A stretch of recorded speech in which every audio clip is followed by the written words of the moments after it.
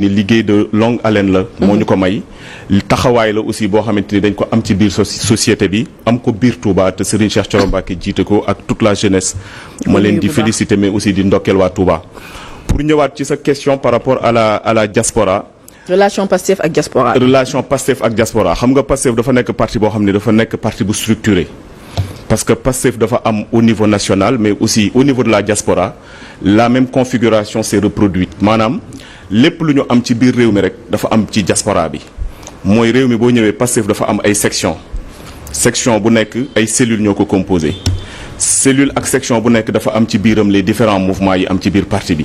muy mouvement des jeunes JPS muy mouvement jigéenu Pastef muy mouvement magi Pastef di mouvement MODAP di mouvement des cadres maanaam doomu daara yi di mouvement des personnes handicapées et cetera léegi nag même configuration bi moom ngay gisaat boo ñëwee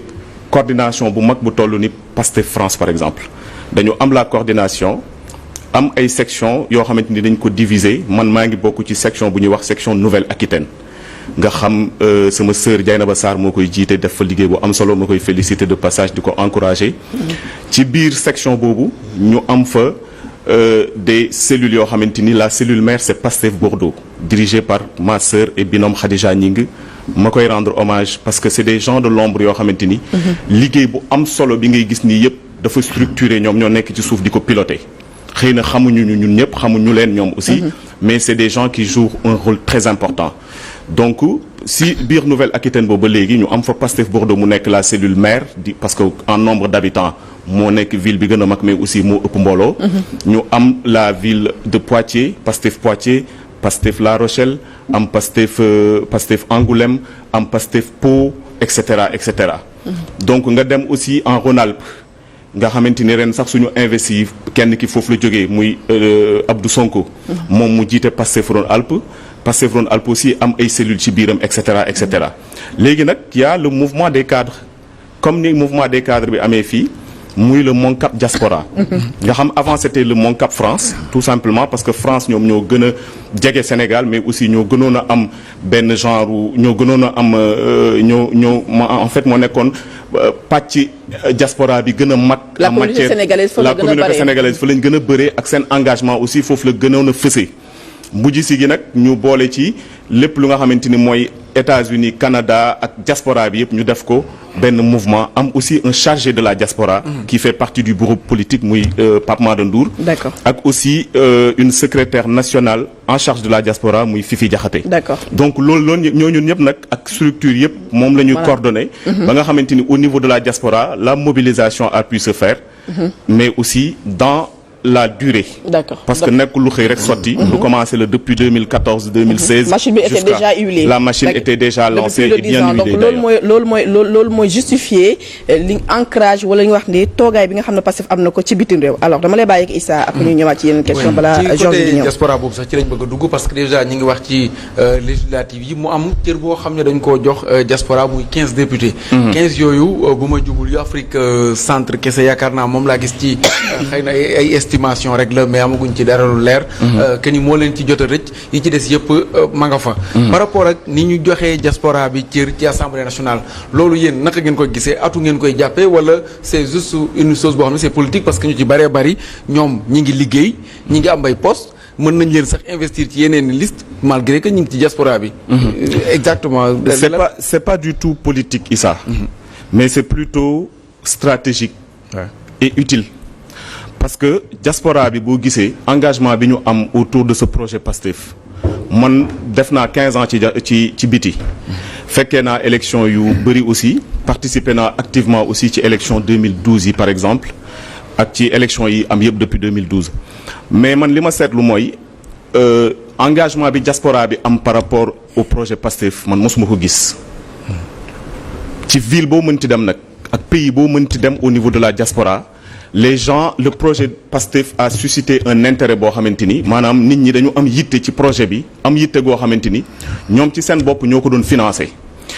te li ci gën a am solo aussi mooy le fait que désintéressement bi nga xam ne diaspora bi daf ko am par rapport à ce projet parce que li ñuy wax picc mi ngi ci kaw mais xel mi ngi ci suuf certes sénégalais yi ñi ngi ci kaw tukki nañu gis nañu yeneen dëkk yi aussi ni muy fonctionner ak li fa am et que bi ñu leen ñëwee proposer leen une alternative parce que Ousmane Sonko c'est ce qu'il a réussi Ousmane Sonko dafa réussir en fait dafa def un pas de géant en matière politique mooy fexe ba tey jii nii nit ñi intéressé wu waat à la chose politique parce que moom moo réconcilier waat ci man li ma jàpp les Sénégalais mais aussi les Sénégalais de l'extérieur à la politique parce que nit ñi dañ demoon ba ñun ñi tukki ñi ci ëpp daanaka dañu gàddaayoon ñi ci ëpp dañu daw on fuyait une certaine misère maanaam dëkk bu metti bi ak jéem a dem xool tey jii nan nga mën a amee ay solution ci biti pour mën a dimbali sa famille yi nga fi bàyyi ñi ci ëpp mbubboo jàngi dem jàngi te bu ñu demee jàng foofu dañuy am ay diplôme toog fa ñi ci ëpp da ngay gis ku dem ba am maîtrise sax jógee fii ni dafay dem di jàngi te mu wóor ko ni ko jàngi jiwul mais dafa wuti ji wërsëg. donc bu ñu amee tey un projet alternatif boo xamante ni dañu ñëw proposer ñu ni ñu on veut un nouveau Sénégal conçu et conçu par les Sénégalais et qui sera construit par les Sénégalais moo waral tey diaspora bi ñoom ñu am benn genre engouement boo xam ne ñoom ñëpp dañu def bloc autour de ce projet mais accompagner ko donc tey boo gisee aussi président de la République bi mu ñëwee li mu njëkk def mooy woo ay ñoo xamante ni ci diaspora bi la ñu jógee mu jox leen ay postes de responsabilité pour aussi wanewaat rôle bi mu jox la diaspora pour la reconstruction de ce pays. comme ni ko ñëpp doon defee. voilà. comme ni ko ñëpp doon defee bon bu njëkk xëy na fi jaar jël nañu ñu nekk ci diaspora bi projet yaa ngi koy wax. amoon nañ ay projet finalement wax nga ko nit ñi gisuñu ci woon seen bopp lan moo nar a nekk la différence loo xam ne nit ñi dinañ ci mën a teg loxo ne lii kat dina wuteeg li fi nekk. voilà la différence mooy que ni. day am rek ci théorie. la différence bu njëkk ak léegi li ko wuutale mooy xam nga bu njëkk dañ doon woo rek gars yi def leen ay conseillers wala jox leen ay postes pour les récompenser. tey ñun au niveau de ce référentiel 2050 bi ngay dégg maanaam mooy projet bi ñu am nga xamante ni moom la ñu bëgg a tëggaatee Sénégal diaspora bi dañ ko ci jox rôle bu am solo président de la République rappelé na ko ci conseil des ministres yii di weesu que ni dafa am rôle boo xamante ni dañ ko war a jox diaspora sénégalaise yi fépp fu ñu mënti nekk rôle boobu noonu mooy au lieu que ñuy limité wu rek ci yónnee xaalis tous les mois parce que xam nañ ni diaspora bi dañuy envoyer plus de 1500 milliards par an loo xamante ni ay transactions la ñuy yónnee seen famille yi ñu ni léegi dañu bëgg créer par exemple entre autres parce que projet yi bëri na mais dama ciy jël quelque rek lu ci mel ni la banque d'investissement de la diaspora nga xam ni dañu bëgg créer benn banque boo xamante ni moom mooy loger l'ensemble des transactions yuy jógee ci diaspora bi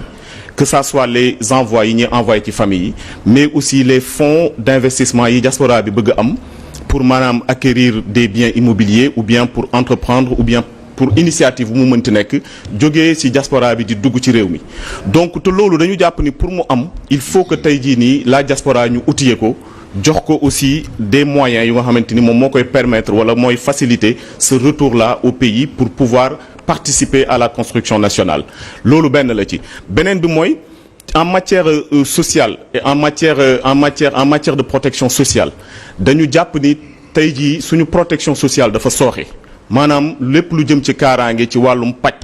ci wàllum soutenir aussi les couches les plus vulnérables maanaam ñi nga xamante ni ak ndóol ak ñàkk daf leen sonal dañu jàpp ni dañu war a créer ay fonds yoo xam ne ci diaspora bi lay jógee et que diaspora bi ñoom ñoo war a financer loolu te loolu ku tukki xam comment ça se passe la sécurité sociale à l'étranger et la protection sociale moom moo mën a xam loolu